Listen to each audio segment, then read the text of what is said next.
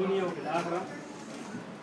وفي صومنا هذا يكون هو عبارة عن عافية بدن وعافية دين. دكتور عاملينك يا أستاذ.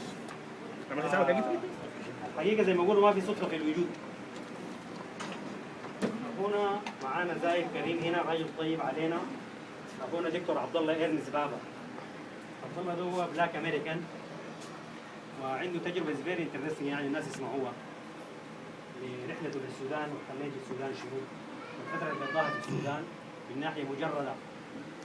عبدالله بيتكلم عربي وبيفهم عربي، لكن مرات يتكلم بالانجليزي عشان يوضح نفسه اكثر احسن ما بي.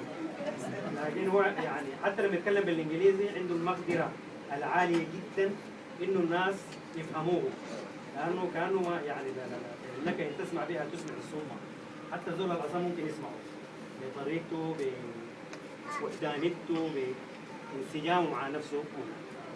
فحقيقه يومين انا يعني كنت بتكلم مع نفسي براي بدري داير ادعو عبد الله عشان يجي يزور فورت اورسينا. هو جاي من سياتي محاضر في جامعه سياتي، داير ادعو يجي لانه انا عارف تجربته ايش كانت شكلها شو يعني. كل ما يحكيها يعني خلي الزول يزيد يقينا بانه السودان كان هو مركز دائره الوجود تماما. المفروض يتكلم المفروض يتكلم ما عادي يعني ستة لي خواطري الحقيقة. فبندي الفرصة لعبد الله يتكلم عن نفسه وتجربتي اللي أنا كنت أقولها بخليها لي أنا. أنا برضه نسمع تجربتك مع كويسة ولا السلام عليكم ورمضان كريم. وأنا شخصياً مبسوط جداً من العاصمة. I will speak in English because that's the extent of my Arabic.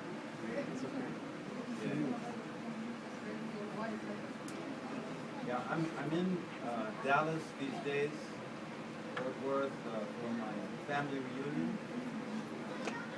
My family is a large family, and every 2 years we meet in a different city. Last year Houston, this year Dallas, year before that Phoenix, year before that Detroit. We go around the country, every 2 years we meet. I was hoping last year we wouldn't come back to Texas because we were in Houston, and in Houston it was 105 degrees at midnight. And so since I'm from Seattle, that's too hot for me. So I said last year, I hope we don't come back to Texas in 2 years.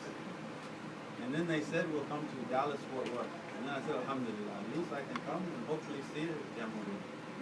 And that would be a benefit. So I didn't plan it.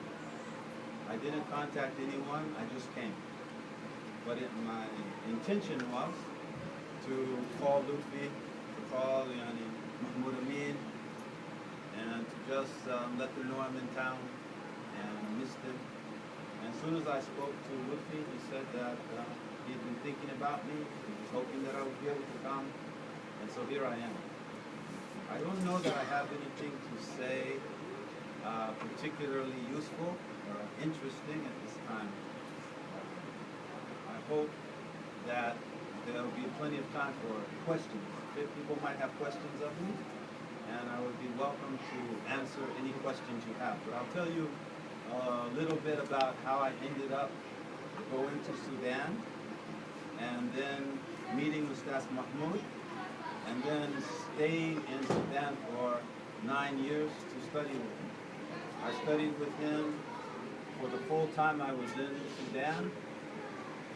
After 1 month in Sudan, I went to Beit al-Aqwan, and I stayed in the same house until the security police confiscated our house and I had to live somewhere else. But the reason that I stayed in one house in one city for 9 years, almost 9 years, was because I was looking for an understanding of Islam that made sense to my mind, my Western mind. I'm born in this society. I was born a Christian. I come from a fairly religious family. I studied Christianity, I studied world religions, and I still had, my mind told me that there was something more, something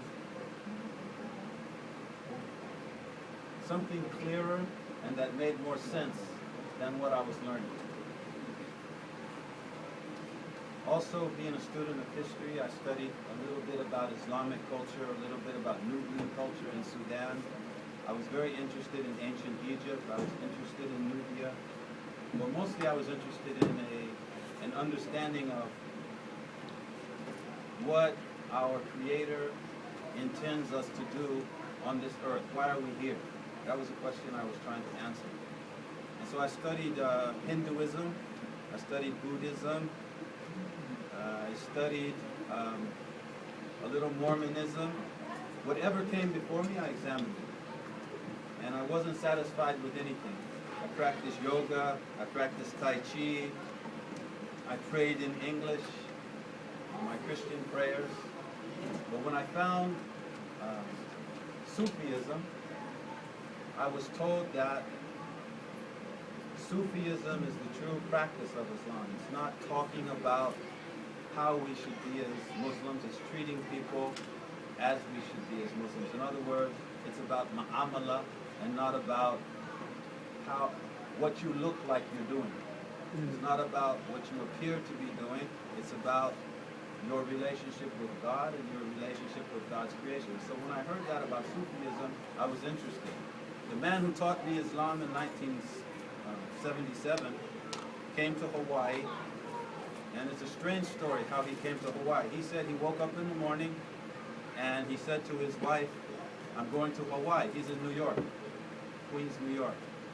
And his wife said, why? He said, I don't know. I had a dream that I need to go to Hawaii. This is true. And so he caught a plane. He was just carrying a small bag, and he arrived in Honolulu. And when he arrived, it was clear he was a Muslim. He dressed like a Sudani. He had jalabia, tagia, digan, right? And when he arrived in Hawaii, some of the guys that I was studying Tai Chi and doing yoga with, and Qigong, Eastern martial arts, said, this brother came from the East Coast. We've got to talk to him. I said, where? He said, no, he came in the airport. He's at the University of Hawaii, and we're going to meet him. And so he had been in town 2 days, and there was a meeting for him at the home of Salman al-Awad. No, this is not true. No, the first meeting wasn't at Salman al-Awad's house, but it was at some of the brothers I knew in Sudan. They weren't Sudanese. Some of the brothers I knew in Hawaii. So we met Sheikh Mohammed, and Sheikh Mohammed taught, there were 8 of us that he taught, and 7 of us became Muslims at the same time. Some of them were teachers, one of them was a professor, one of them was a psychologist, one was me, a student. All of us sat down with this man. That day, 7 of the 8 of us became Muslims. The only one that didn't become Muslim was a psychologist, and he's a Freemason. You know what Freemasonry is? Yeah. Okay. He was a Freemason, he didn't become Muslim. The rest of us did. At the same time, Sheikh Mohammed said to me, he called me Abdullah. This is my name now. He gave me my name. He said, Abdullah. My name was Ernest up to that point. He said, Abdullah, I wish you could come with me to the Sudan. He said, the land of the Sufi. He said, not Saudi, Sudan. Sufi. So like this. He wrote me, because he's saying Sudan is a land of black people. Right? And so that was music to my ear. Oh, so it's Islam and it's African. Sophie. Okay, so he's directing me to Sudan, and he then introduced me to Sudanese in Hawaii that I didn't know. Salman al-Awad and Bakri al-Hajj and Darius. Darius was from southern Sudan. He was Shuluk. He introduced me to the 3 of them. Salman became my sheikh. Salman taught me how to pray, how to make wudu, how to do the basics of prayer, fasting, and so forth. And then after a year or so, Salman and his wife Maimuna decided they were going to return home to Sudan, and they invited me to come with them. I had been practicing Islam less than a year. I said to Salman, I want to go to Sudan because Sheikh Mohammed had said, Sudan, Sufi. So I want to meet the Sufis in Sudan. The reason I wanted to go there was because Salman was one of the nicest gentlemen I ever met in my life, right?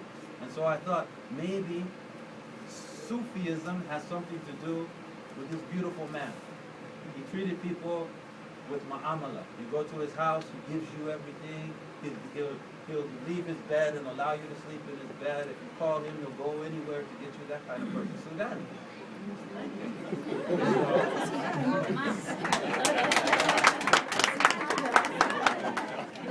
So I thought maybe Islam in Sudan had something to do with Salman. Why is he like this? I've met a lot of Muslims, I've met other Muslims, but the Sudanese, they stood out to me.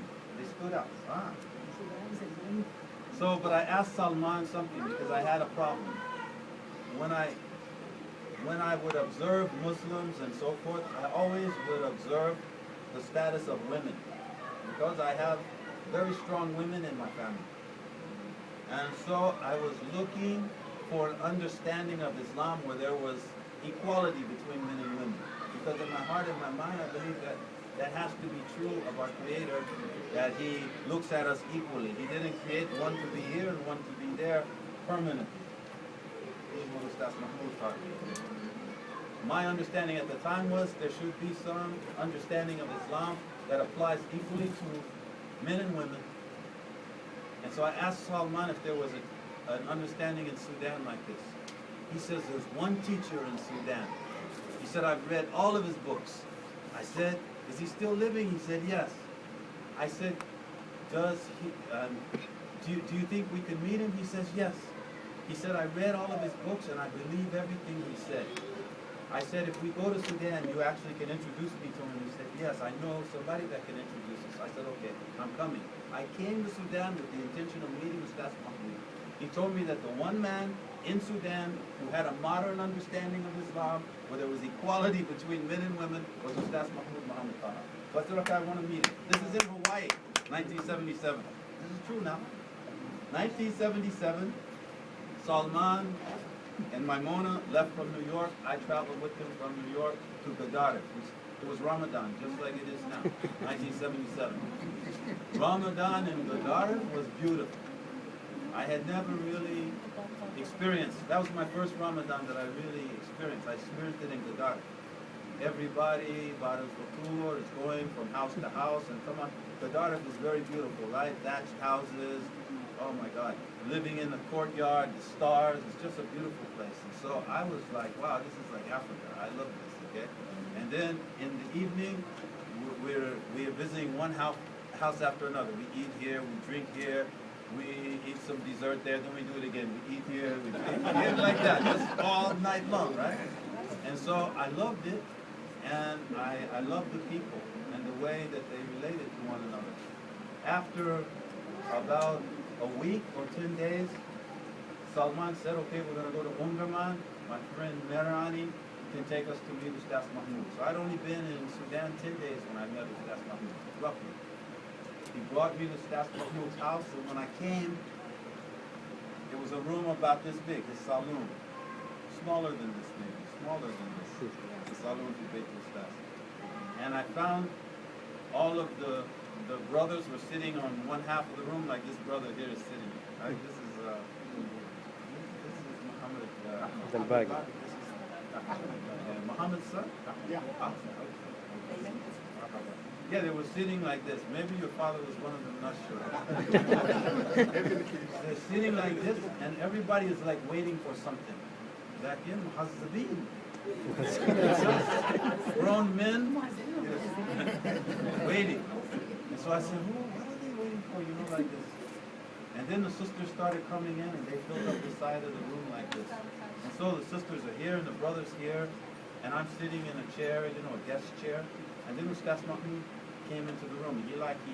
He flowed into the room, just all in white, white tagia, and his Safinja.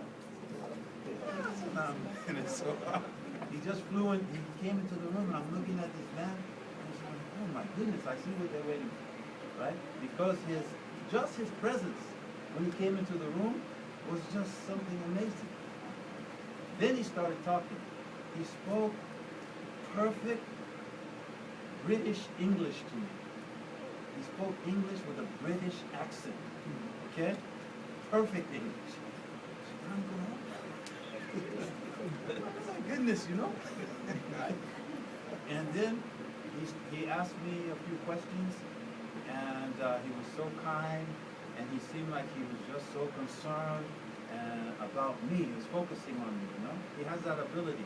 If you meet him, everybody who meets him feels like you get 100% of his attention. That's how I felt, right? He said, okay, I have a question. He said, why would a person who was a Christian come all the way across the world to Sudan? Right? So I'm searching for religion. He said, why are you coming? And I told him I felt that something was missing. I didn't know exactly what it was, but I knew that something was missing, and I was searching for that thing. He said, that's fine. He said, if you want to understand our ideas, there's some books written in English I can give you to read. He had like 3 books. One of them was Risalatani, the English version. It's a short version of it. And then toward the second message of Islam, and maybe the return of Christ, maybe I'm not sure. But I know I read towards the second message of Islam in Risalatani. I read them, and I took the books, and when I was leaving the house, Bus al-Hamla came in. And this was the thing. I already was very impressed with the brothers and sisters. I was very impressed with Mustas Mahmoud. His house was very humble. That's the other thing about it. Mud house. No fans, no dirt floor somewhere, you know. Very simple. But I was more impressed with his character.